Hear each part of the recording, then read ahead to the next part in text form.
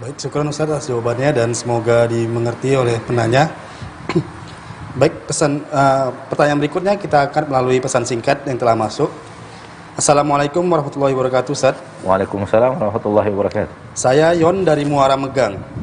Ustaz, saya ingin bertanya, jika saat sekolah dahulu kita melakukan kecurangan dan tidak jujur dalam nilai, setelah itu ijazah yang kita dapatkan digunakan untuk melamar pekerjaan.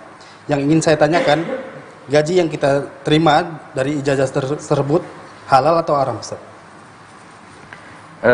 Kecurangan di dalam mencari nilai, kalau seandainya terjadi pada ijazah-ijazah sebelumnya,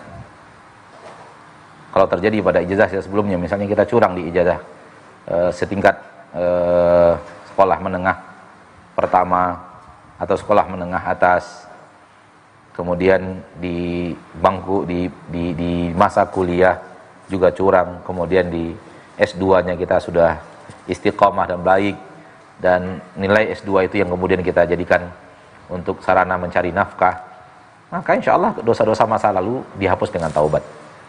Adapun kalau dosa mencurangi itu adalah di nilai terakhir kita yang kita gunakan untuk mencari ijazah, untuk mencari pekerjaan, dengan cara mungkin ya kita bawa catatan atau minta tunjukkan ke teman dan semacamnya, ini juga bahagian daripada sesuatu yang bisa dihapus dengan taubat insyaallah taala, dan tidak berefek kepada haramnya gaji setelah kita mencari nafkah dengan ijazah tersebut. Namun sekiranya ijazah itu memang secara peraturan kita tidak berhak mendapatkannya, namun kita dapatkan dengan cara yang memang tidak belajar, mungkin dengan cara beli atau yang lainnya, sehingga ijazah itu bukan hasil karya kita, ya, maka ini tidak boleh sama sekali dijadikan sebagai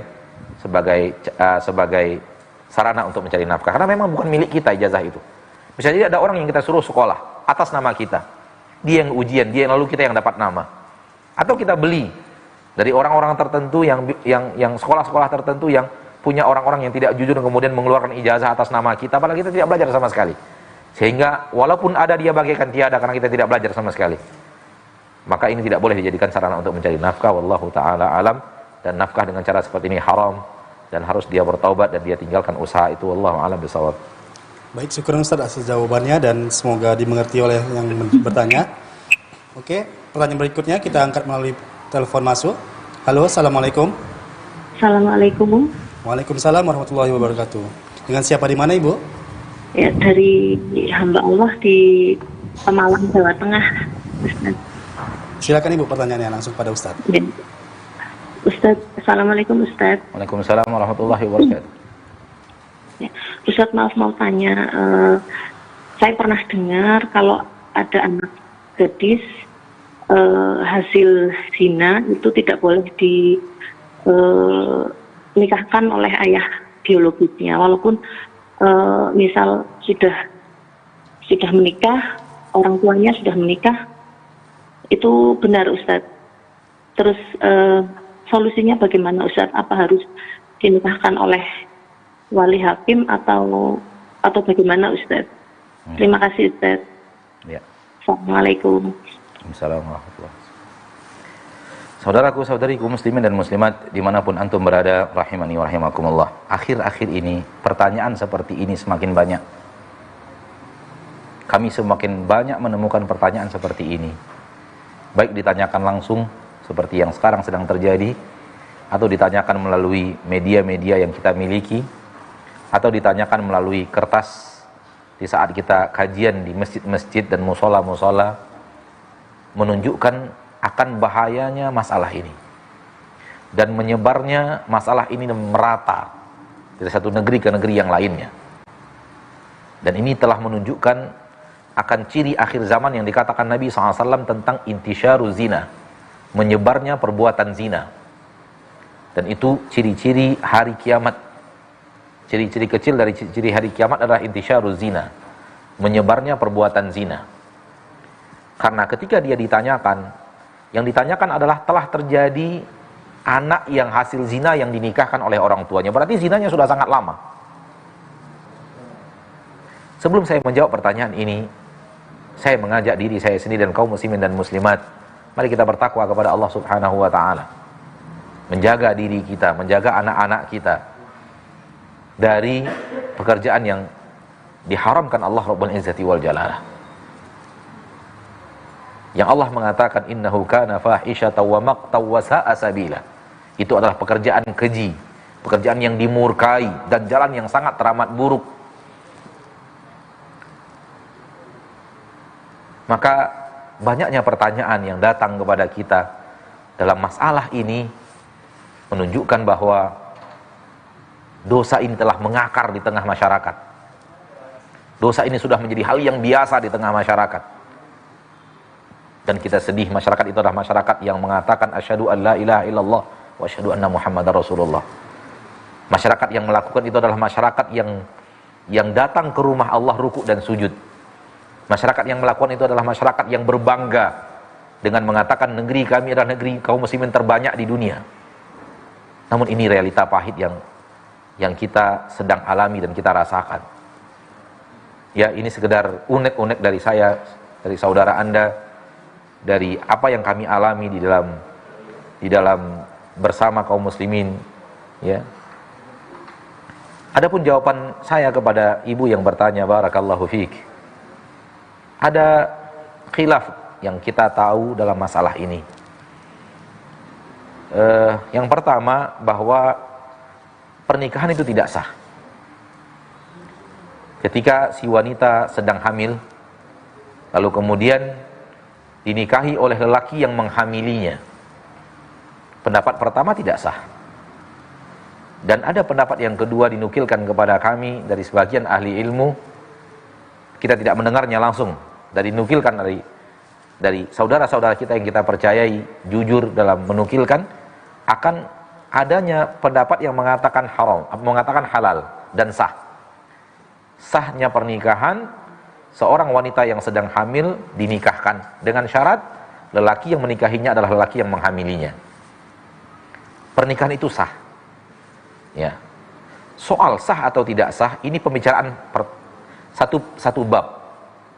Namun tetap saja anak yang dilahirkan dari pernikahan, terlepas dari sah atau tidak sah tadi, anak itu bukanlah anak dari ayahnya ini secara biologis. Karena apa? Karena bibit anak itu dimasukkan ke dalam rahim di saat tidak sah. Karena sperma itu dimasukkan ke dalam rahim bercampur dengan indung telur di saat belum diizinkan secara syariat. Maka ini anak adalah hasil zina. Walau di tengah kehamilan, ibu dan ayahnya menikah. Kita berbicara tentang sah dan tidak sahnya pernikahan. Dan hasil daripada sah atau tidak sah itu adalah berefek kepada amalan berikutnya. Sekiranya itu adalah sah, berarti hubungan mereka setelah pernikahan sampai selama-lamanya tetap halal karena sah. Sekiranya yang kuat adalah tidak sah, maka nikah mereka ketika wanita itu sedang hamil tidak sah.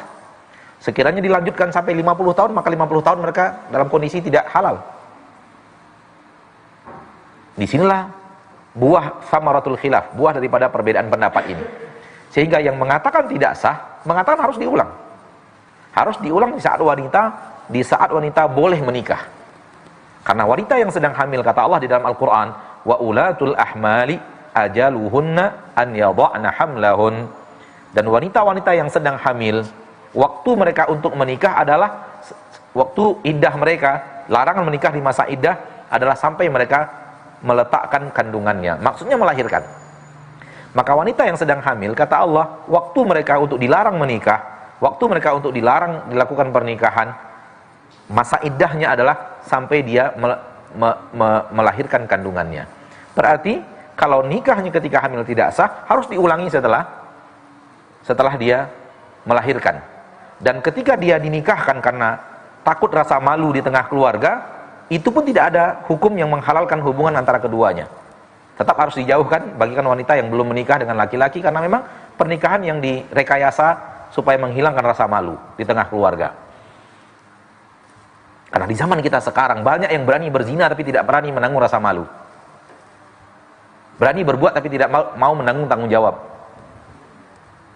akhirnya untuk menghapus tanggung jawab itu dari kelakuan buruknya dinikahkan, seolah-olah itu adalah sesuatu yang membuat kondisi mereka semakin membaik, supaya tidak malu di tengah orang bahwa anaknya begini begitu dan semacamnya. Takut nanti kalau tidak cepat-cepat dinikahkan terlihat perutnya membesar sementara dia belum pernah menikah. Padahal orang juga bisa menghitung antara pernikahan dengan hari kelahiran. Akan tetapi itulah manusia di zaman kita sekarang. Itulah manusia di zaman kita sekarang, banyak yang seperti itu. Wallahu ta'ala a'la wa a'lam bisawab. Ya, pertanyaan yang ibu ini tanyakan banyak sekali ditanyakan kepada kita. Dan saya secara pribadi sampai saat ini masih memandang tidak sahnya pernikahan itu. Pernikahan yang dilangsungkan di saat wanita yang sedang menikah itu dalam keadaan hamil. Walaupun dinikahkan kepada lelaki yang menghamilinya. Kalau dinikahkan kepada lelaki yang tidak menghamilinya, itu sudah jelas sepakat bahwa itu adalah pernikahan yang tidak sah. Saya sampai sekarang masih berpendapat kepada pendapat yang mengatakan tidak sah dan wajib untuk diulangi di waktu yang diizinkan oleh Allah Subhanahu wa ta'ala. Dan ketika anak ini akan menikah, dia punya hak untuk menikah dan Islam tidak menghalangi haknya untuk menikah. Namun yang menikahkannya adalah wali hakim. Yang menikahkannya adalah wali hakim, bukan ayah biologisnya, karena ayah secara biologis namun tidak ayah secara syariat. Dan yang diizinkan Allah untuk menikahkan adalah ayah secara syariat dan ayah secara biologis. Wallahu ta'ala a'la wa a'lam bis-shawab. Baik,